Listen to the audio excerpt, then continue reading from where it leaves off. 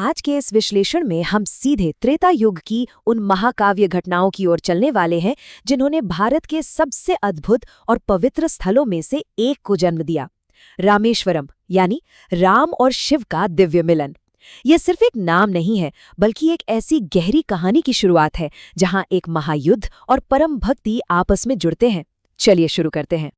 तो आइए इसमें थोड़ा गहराई से उतरते हैं।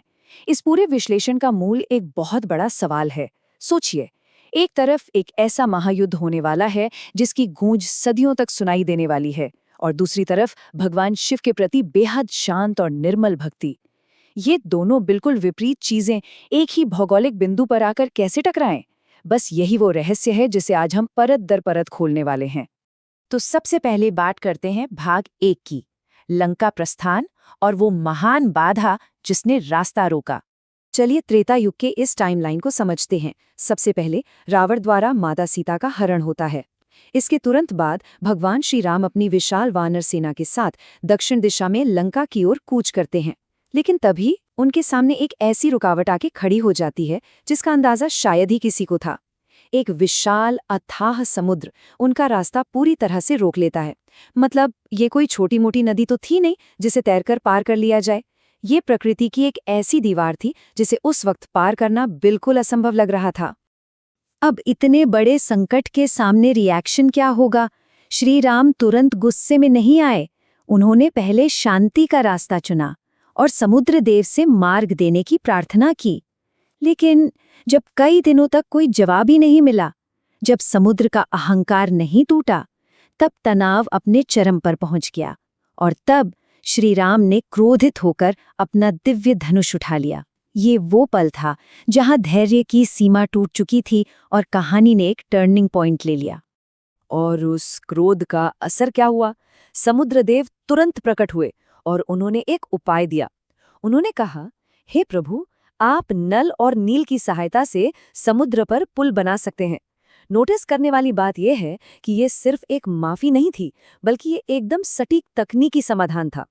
समुद्रदेव ने बताया कि वानर सेना में नल और नील नाम के 2 शिल्पकार हैं जिनके पास इस असंभव को संभव करने की क्षमता है। और बस इस एक ईश्वरीय सलाह से शुरुआत हुई उस ऐतिहासिक ढांचे की जिसे आज हम राम सेतु के नाम से जानते हैं। सोचकर देखिए, पत्थरों को समुद्र पर तैराकर एक पूरा का पूरा पुल खड़ा कर देना। ये सिर्फ युद्ध की तैयारी नहीं थी, बल्कि ये वानर सेना के समर्पण और उनकी इंजीनियरिंग का एक अद्भुत प्रमाण था। यहीं से लंका तक पहुंचने का वो भौतिक रास्ता तैयार हुआ। आगे बढ़ते हैं भाग 2 की तरफ, टिक टिक करती घड़ी और रेत का शिवलिंग। यहाँ एक बात समझना बहुत जरूरी है। श्री राम यहाँ सिर्फ एक योद्धा की तरह नहीं सोच रहे थे। उन्हें पता था कि उनका शत्रु रावण सिर्फ एक राक्षस राजा नहीं है, वो एक बहुत बड़ा विद्वान ब्राह्मण और सबसे बड़ी बात, भगवान शिव का परम भक्त है। इसलिए रणनीतिक और आध्यात्मिक दोनों ही नजरियों से ये जरूरी हो गया था कि इस भयंकर युद्ध को शुरू करने से पहले भगवान शिव की पूजा की जाए और उनका आशीर्वाद लिया जाए। पर चुनौती यहीं आती है, समय। योजना ये थी कि हनुमान जी को कैलाश पर्वत भेजा जाएगा ताकि वो वहां से भगवान शिव का प्रतीक एक शिवलिंग लेकर आएं। लेकिन असल में क्या हुआ? हनुमान जी को लौटने में देर होने लगी और जो पूजा का शुभ मुहूर्त था वो तेजी से निकला जा रहा था। ये बिल्कुल एक टिक टिक करती घड़ी जैसी स्थिति थी जहां हर बीतता सेकंड टेंशन को और बढ़ा रहा था। यहाँ जो चीज सच में सबसे ज्यादा दिलचस्प है वो ये है कि श्री राम ने इस स्थिति को कैसे संभाला। जब मुहूर्त लगभग खत्म हो रहा था, तब उन्होंने किसी भव्य शिवलिंग का इंतजार करने के बजाय बिल्कुल अपने आसपास मौजूद प्रकृति का इस्तेमाल किया। उन्होंने वहीं समुद्र के किनारे की रेत को अपने हाथों से इकट्ठा किया और उसी रेत से एक शिवलिंग का निर्माण कर दिया। ये साफ दिखाता है कि सच्ची भक्ति के लिए किसी कीमती चीज की जरूरत नहीं होती, सिर्फ शुद्ध भाव और संकल्प चाहिए। और ध्यान दीजिए, यही वो पल है जब रामेश्वरम मंदिर की असली नींव पड़ी। उस रेत के शिवलिंग की पूजा इतनी सच्ची और शक्तिशाली थी कि कहा जाता है उसी पल भगवान शिव वहां खुद प्रकट हुए और उन्होंने आशीर्वाद देते हुए कहा, हे राम, आज से ये स्थान रामेश्वरम कहलाएगा और यहाँ स्थापित ये शिवलिंग पूरे संसार में पूजनीय होगा। रामेश्वरम यानी राम के ईश्वर, इस एक कथन ने समुद्र किनारे बने उस रेत के ढेर को दुनिया के सबसे पवित्र स्थानों में से एक में बदल दिया। अब आती है भाग 3 पर, ब्रह्म हत्या से मुक्ति। युद्ध खत्म होने के बाद की टाइमलाइन पर नजर डालते हैं। रावण का वध हो चुका है और बुराई पर अच्छाई की जीत हुई है। लेकिन क्योंकि रावण एक ब्राह्मण था, इसलिए श्री राम को ब्रह्म हत्या दोष लग जाता है, यानी एक ब्राह्मण की हत्या का पाप। ये उनके लिए एक बहुत बड़ा आध्यात्मिक बोझ था और इस दोष से मुक्ति पाने के लिए श्री राम को वापस उसी जगह, उसी रेत के शिवलिंग के पास लौटना पड़ता है जिसे उन्होंने युद्ध से ठीक पहले बनाया था। श्री राम द्वारा इस शिवलिंग की ये जो दूसरी पूजा थी, ये बहुत ही महत्वपूर्ण है।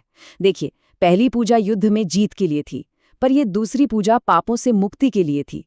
इस एक घटना ने रामेश्वरम को सिर्फ एक ऐतिहासिक स्थल तक सीमित नहीं रखा, बल्कि इसे मोक्ष प्राप्ति और पापों से मुक्ति दिलाने वाले एक अंतिम आध्यात्मिक गंतव्य के रूप में हमेशा के लिए स्थापित कर दिया।